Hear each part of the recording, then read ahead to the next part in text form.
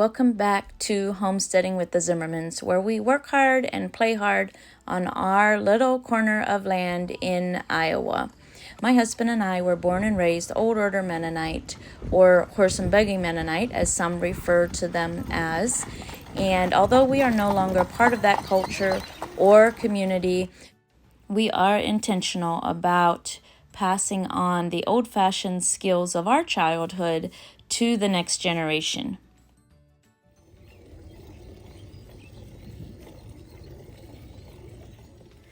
Hello everyone, it's Ruth Zimmerman here for Homesteading with the Zimmermans, and in today's video I am going to do more of a vlog style video on getting your children involved in the kitchen.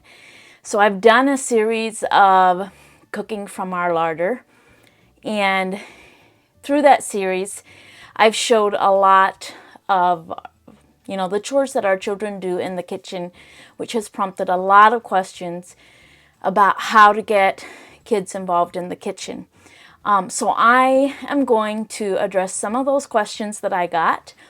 And for all of you who were worried about me trying to get a video out on the same week that our daughter gets married, today is Monday. The wedding is not until Saturday. So I am going to film and edit this all today, get it scheduled for Saturday, and when you're watching this, we will actually be at our daughter's wedding. But don't worry, I got this done in plenty of time before it was, hit the ground running for the wedding duties. One of the very first things that I want to talk about is the why behind why our children are involved in cooking and cleanup and all of that. If my goal was for it to save me time, save me mess, save me energy, then there would be no motivation to get my kids involved in the kitchen. That's a roundabout way of me telling you it's not going to save you much time, if any. It's actually going to cost you time in the beginning. You're not going to save on any messes, and it's going to be a whole lot more head work and energy. So if your goal is, if you're motivated and think that your kids helping in the kitchen is going to gain you any of those things, then this video probably isn't for you. But if your goal is sending your children off into the world as adults with skills, then my goal and your goal are the same, and I might be able to help you out a bit with questions just from my experience. So our two oldest daughters are 23 and they're 22 and 21 years old. And our oldest daughter is about to make us grandparents. And our second oldest daughter is the one getting married. And then, our younger 5 children are 16 and 14 and 11 and 7 and 8. So I have all the stages, and I've worked through all the stages. Just giving you the ages so that my experience might give me a little more credibility to you. So the very, very popular question is, at what age do you start? And my answer to that is, invite them into the kitchen. Don't lock them out of the kitchen at any stage. When they're little, they're going to be right where you are. They want to be where you are. Find a way to bring them up to counter height in a high chair or whatnot, so they can see what you're doing, so they can feel like they're helping, and just don't ever lock them out of the kitchen. All of the kitchen skills, the skills that you want to teach them, starts when they come into the kitchen seeking your attention, and you bring them in and you allow them to help. And I call this the willing but not able stage. So what this means is they're willing to help you. They want to be involved with what you're doing, but they're really not capable of doing much. And this is where you put them in their high chair and you give them a bowl and a spoon and let them play around with it.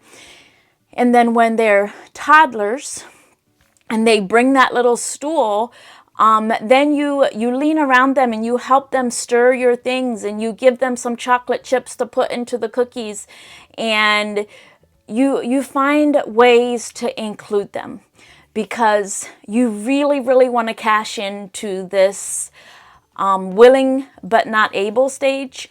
This is where all the skills start taking root, because they truly believe they are helping you, and they truly believe that you need their help.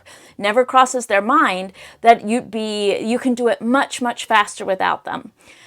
So if you have multiple pre-scholars and toddlers, I agree. Sometimes you need to get things done and you wait until they're all down for naps, and then you hustle in the kitchen and get everything done. There's going to be plenty of those days, but make sure you create allowances in your schedule for working in the kitchen when they are awake, so you can bring them alongside and allow them to help you. So the next stage is usually the elementary stage, early elementary and all through elementary school, where this stage is they are able but not willing. So now their imagination has taken hold and they want to be anywhere else. They're bored of what you're doing in the kitchen.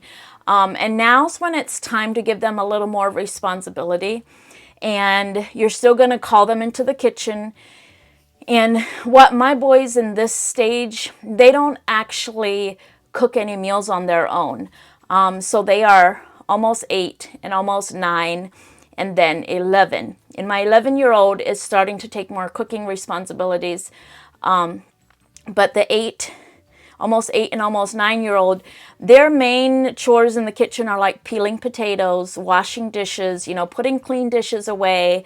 But they're still not working without me. Whenever they're peeling potatoes, I'm doing something else in the kitchen, because that way I can keep them from developing bad habits, and I can keep things from getting out of control if they're working together. But with this able but not willing stage, you're going to want to be in the vicinity at all times. And if you have this age group, you're smiling because you know exactly what I'm talking about. Things can get out of control, and there's a lot of training that happens in this able but not willing stage. And so you want to make sure that you're there to train. At no time, even with my teenagers, do I expect them to work without asking me questions or needing some encouragement or motivation from me. They're not 40. They're not going to think and reason like a 40-year-old. Because their brain development just isn't there. So this able but not willing stage, this is also the feigned incompetence stage, where they will pretend they can't do something, and you're going to use your energy and motivation to encourage them. And now each child is different. Some children would never say, I can't do this. And others, that's their default. When they say, I can't do this, oftentimes what they're looking for is just more encouragement, or for you to work closer with them. They're not ready to work on their own. So they need your encouragement, and they need you to work with them as a leader. So then the teenage years are what I call the willing and able stage. By this age, if you've laid all the groundwork, they will very likely willingly be doing their chores. They might try to convince you to let them slip out of some of them, but they'll willingly be working in the kitchen, and they are able. And as much as I love this stage, it's never long enough for me.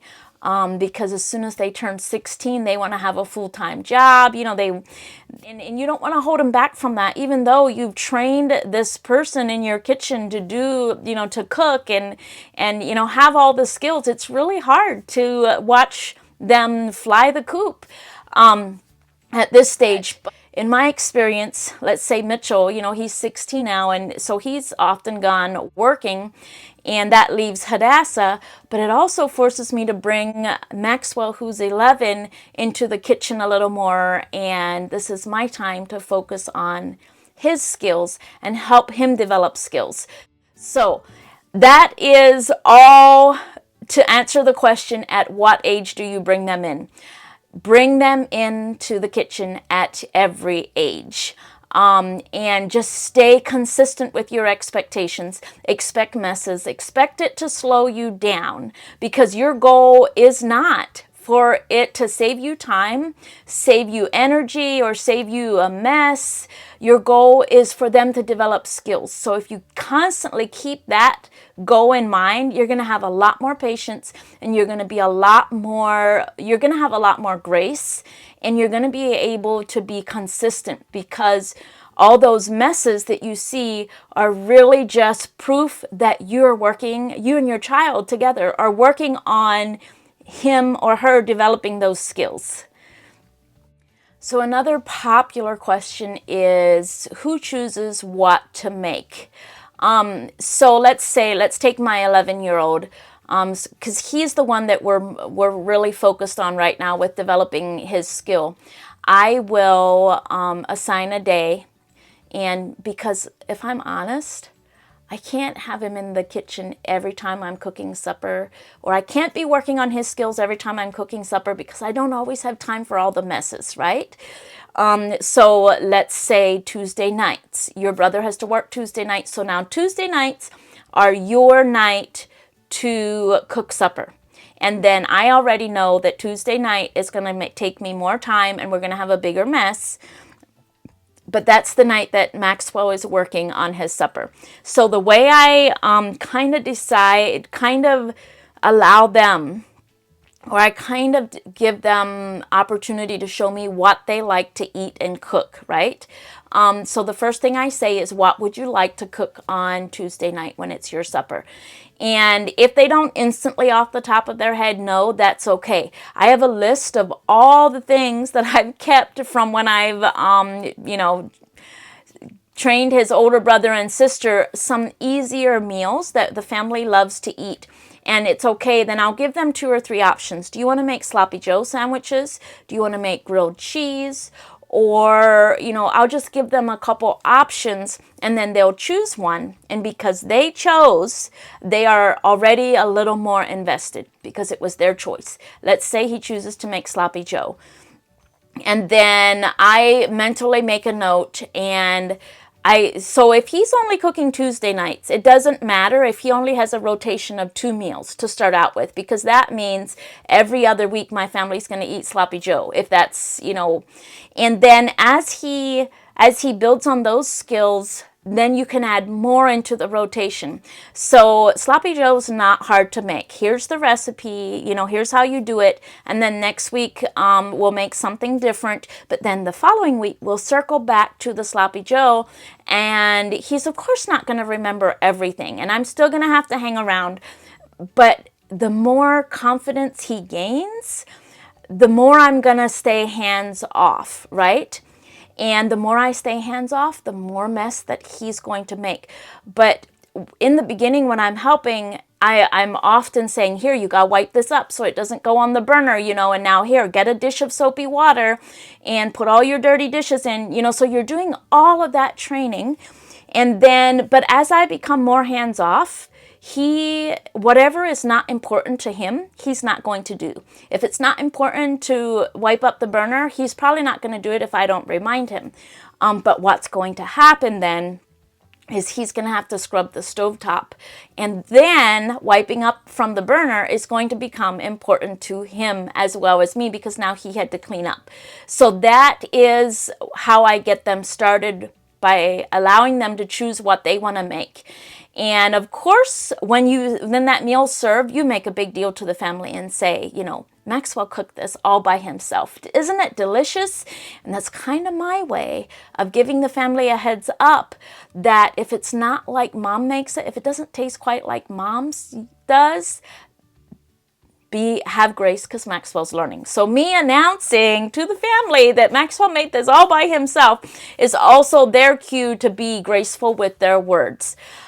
So then let's take Mitchell and Hadassah, for instance, who have most of the skills they need, and they know what meals they like to cook. They'll just say, hey, I want to make poor man's steak. And I'll say, okay, so, you know that you have to get your ground beef out and thaw it, things like that. They still need coaching because, like I said earlier, they're not 40, they're teenagers, and it's not their primary responsibility like it is mine. So they don't wake up and say, oh, I have to make supper. Oftentimes, it's when they come home from school, I'll remind them, hey, you have to make supper. Here, are a couple of things that I had in mind, and they'll choose from one of those. And in the past, we've hung a list of their meals on the side of the refrigerator and meals that we had ingredients for, and they choose from one of those. And sometimes I'd ask them before they went out the door, do you want to choose what you're going to make for supper, or do you want me to choose? And you'll just make it. And they're okay with either way that we do those. So another popular question is handling pushback from your children when you ask them to help in the kitchen, or when it's, time for their chore. You're always going to have pushback. My children are expected to help in the kitchen, and they push back, and it's expected. Like, they don't know anything different, and they try to get out of peeling potatoes, and they'll try to tell me, hey, what if I make supper on Wednesday night? Then do I not have to tonight? Because they're reading a really good book or something. That's all normal, but being consistent, especially with the younger age. Well, I just peeled potatoes, last night. Do I have to again? Yes, because we have to eat supper again. And it's very important to be consistent with the elementary age. But then as they get a little older, like if Hadassah says to me, hey, I really wanted to do this or this tonight, can I switch with my brother? Or do you want to make supper tonight and then I'll make supper tomorrow night? I really, really try to meet them in the middle. If they're willing to negotiate, sure. I don't mind that at all. But with my younger children, their excuses mostly, they just don't want to do it. They don't usually have a valid reason for not wanting to peel potatoes. But it's as simple as, yes, you have to peel potatoes. I usually try to be like, try to get them a little motivated. So things like, if you peel 4 and have a good attitude about it, I'll peel the last 2 for you. Kind of like give them encouragement and make sure that they know you're going to be there to help them, because oftentimes the job seems very, very overwhelming. And let's face it, their brains are really young and immature. They don't have the maturity to think that if I do this really fast, I'll be done in 10, 15 minutes, right? They just can't see the end goal. So you have to break it down and give them a smaller end goal. And, maybe set those 4 potatoes aside and say, hey, you peel these 4 and then I'll peel these 2. But your attitude has to be good.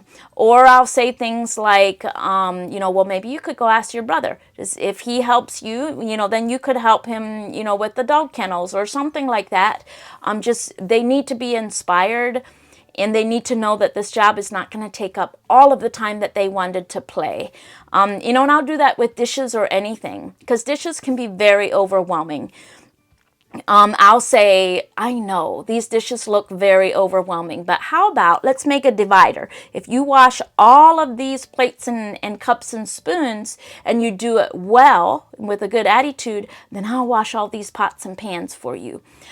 So you're going to say those things so that they know that it's a shared responsibility, or like you care that about the same things they care about. So saying, I know these dishes look overwhelming.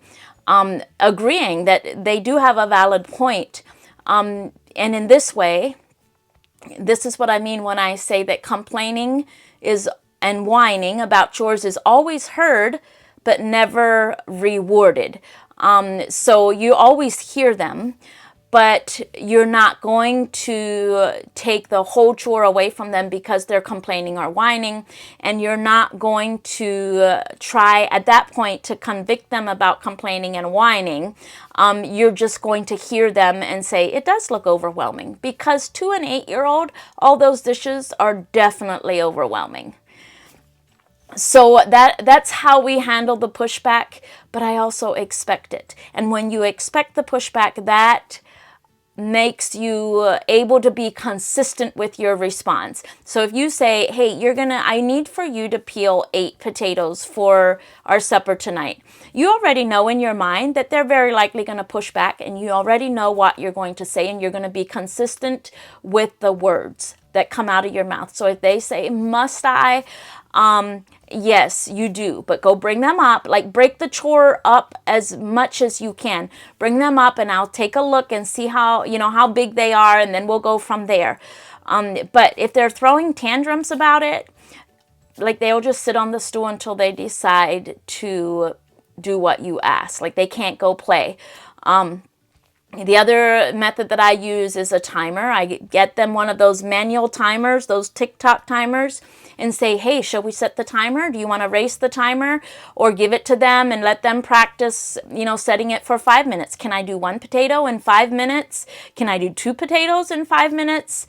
But one of those little manual TikTok timers is one of my favorite tools in the kitchen for the elementary and early elementary age group. So to go along with how do you handle when you get pushback?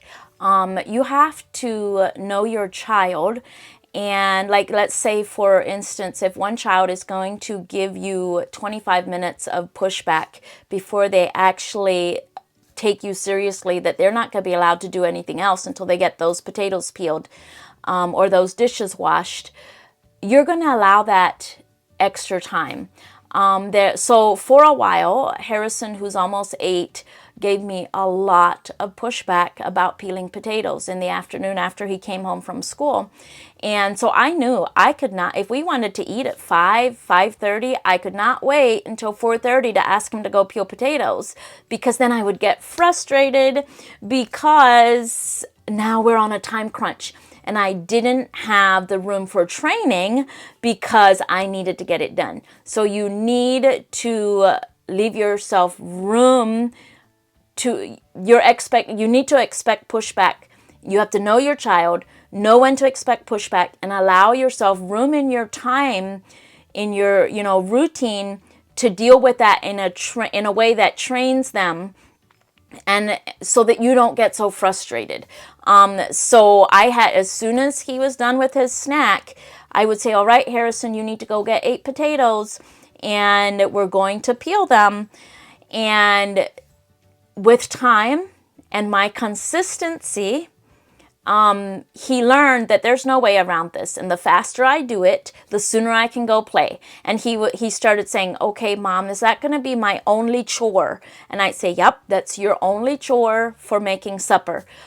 Is you gotta get those potatoes peeled, even though it was somebody else's, job to make supper. But Hadassah and Mitchell have already mastered peeling potatoes, so they don't need to peel potatoes. It's Harrison's job to peel potatoes. That's his contribution to that day's supper. So he learned to ask, is that going to be my only chore? And I'm like, yep. And it clicked in his mind that if I hustle, I'm still going to have an hour and a half to play before supper. And now we're to the point where I can wait until about 4:15 and say, all right, we got to get potatoes peeled. And it takes him like 15 minutes to peel 8-10 potatoes and clean up all the peels, and he's done.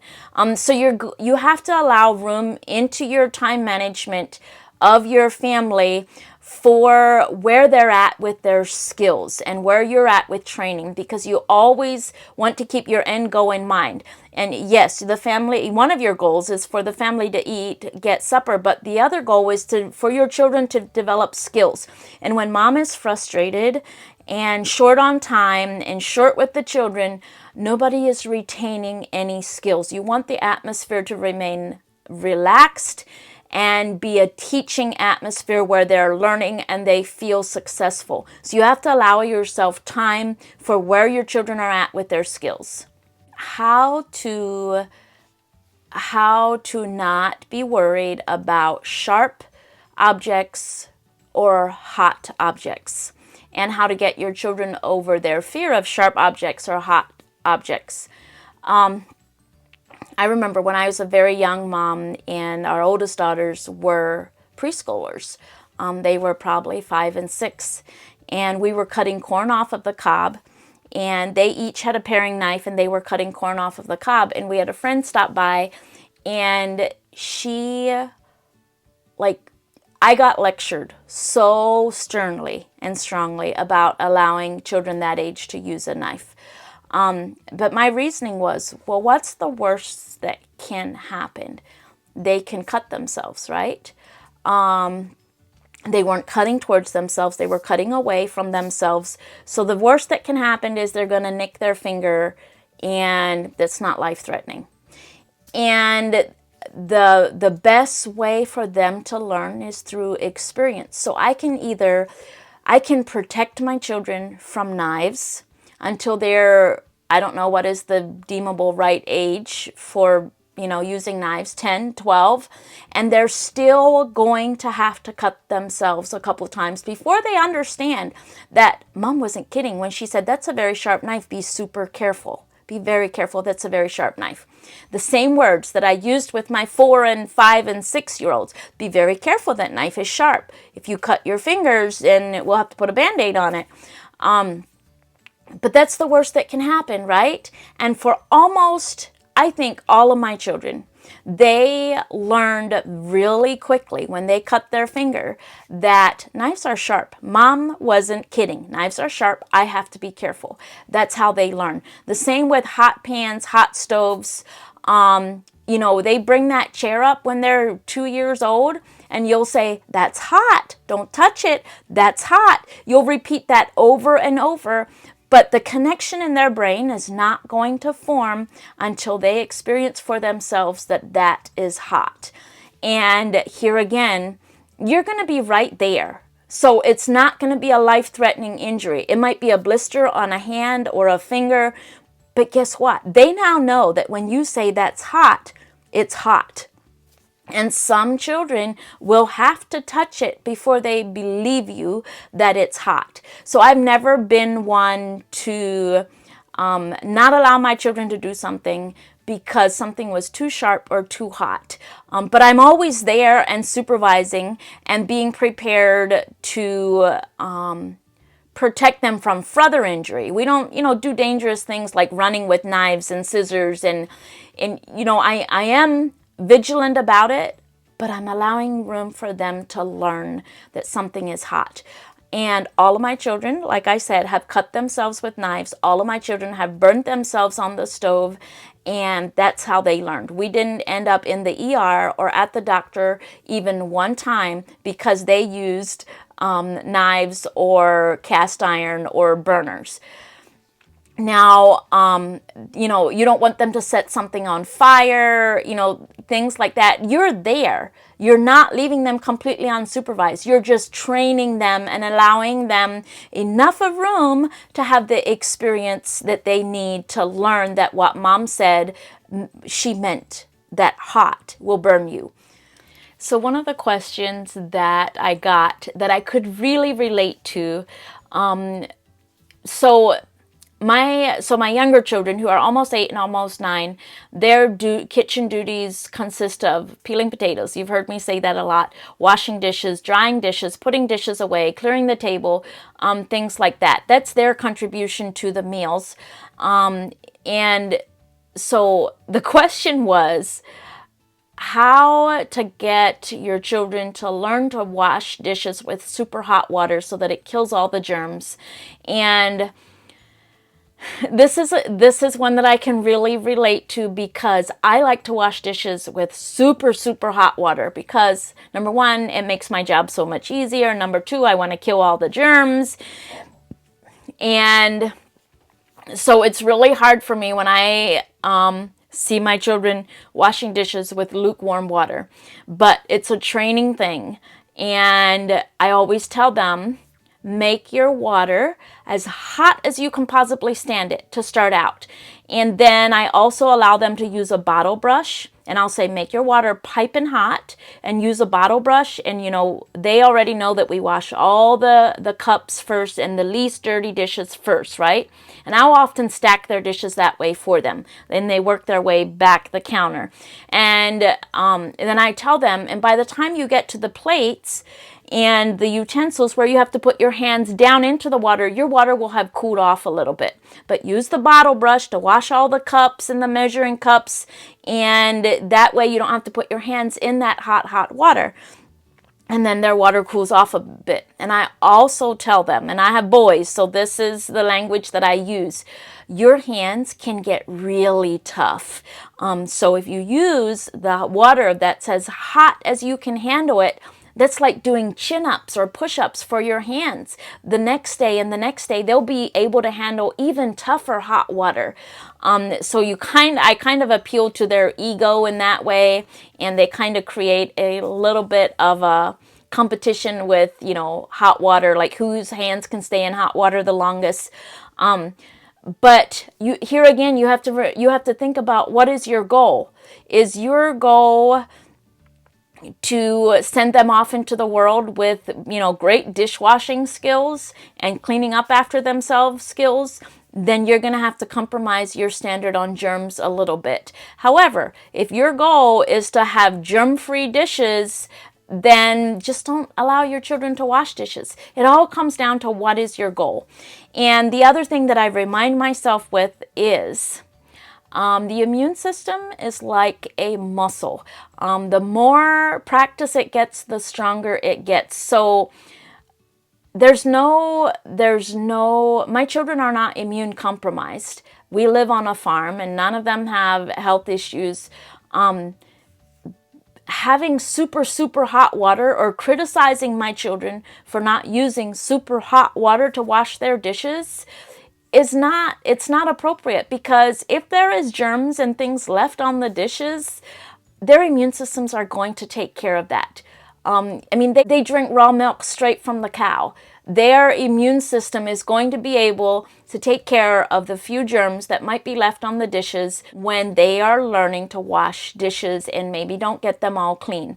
My goal is not to protect their immune system. My goal is for them to have skills.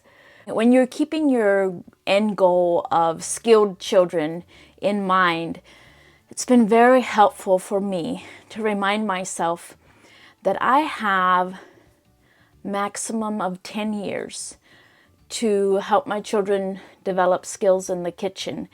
And I'll have the rest of my life to keep my kitchen as tidy as I want it and as sparkling as I want it, and to cook the meals exactly the way I want it.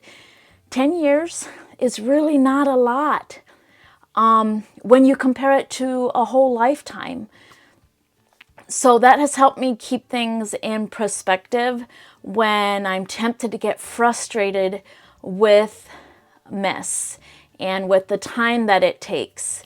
By the time they're 18, they're probably not going to need a whole lot of training or want or accept a whole lot of training in the kitchen anymore. So you have about 10 years to deal with an occasional mess. Like, it's not going to be an everyday thing.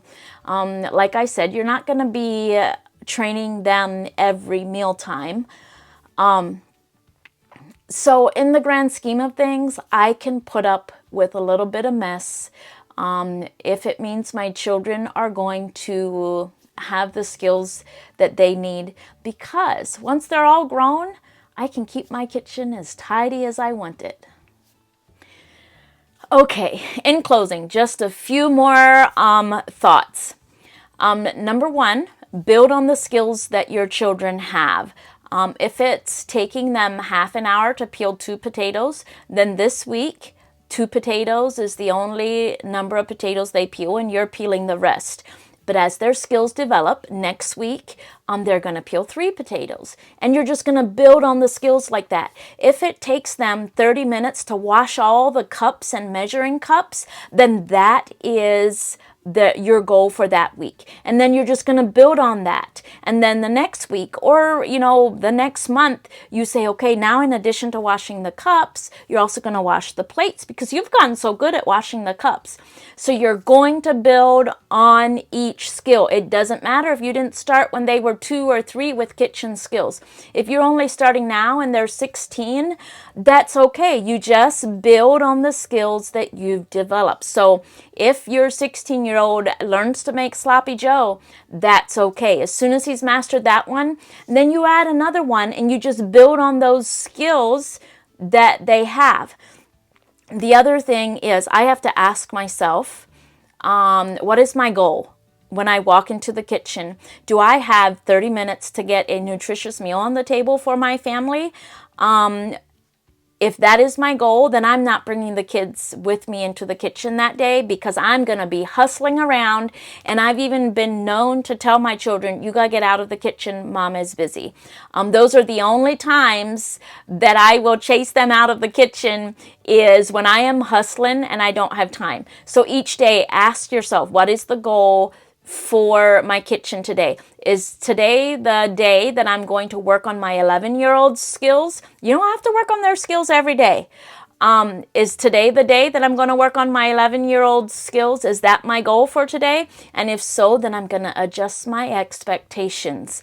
But if today is a day where I have a day that's full of other things and I'm not going to have a lot of time, then I'm not going to need any help in the kitchen, except maybe when it's time to clean up.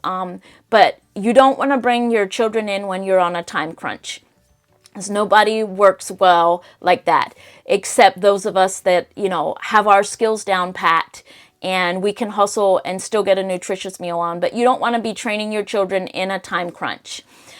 So in closing, I think I've recorded enough to make a video and put it all together and schedule it for next Saturday.